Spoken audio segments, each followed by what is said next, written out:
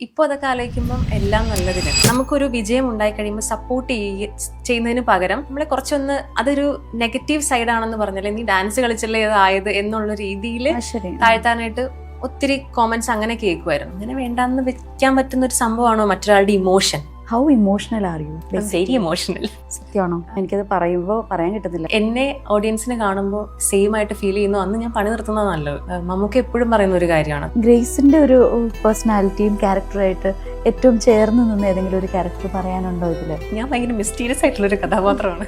അതുകൊണ്ട് ഞാൻ അത്രയും നീതി പുലർത്തണം എന്നുണ്ടെങ്കിൽ ഞാൻ കുറച്ച് ഹോംവർക്ക് ചെയ്തിരിക്കണം. ഞാൻ ഭയങ്കരമായിട്ട് ഫേക്ക് ആവുന്ന പോലെ കണ്ടാ തോന്നില്ല. ചിലപ്പോൾ നമുക്കൊരു ചെറിയ പുഷ് മതി. മിസ് എന്നെ ഹാൻഡിൽ ചെയ്ത രീതി എന്ന് പറഞ്ഞു കഴിഞ്ഞാൽ മിസ് കുറച്ചും കൂടെ എന്നെ ഇൻഡിപെൻഡന്റ് ആക്കാനായിട്ട് ശ്രമിച്ചു. അതായത് എനിക്ക് കിട്ടേണ്ട സാധനം ഞാൻ മറ്റുള്ളവർക്ക് പറഞ്ഞു കൊടുക്കാൻ തുടങ്ങി. ഇവരെന്തിനാ നമ്മളെ ഇങ്ങനെ ഓവറായിട്ട് ഡിസ്ക്രിമിനേറ്റ് ചെയ്യുന്നതെന്ന് തോന്നിയിട്ടുമുണ്ട്. എങ്ങനെ ആവരുത് എന്ന് പഠിപ്പിക്കുന്ന അധ്യാപകരുണ്ട്.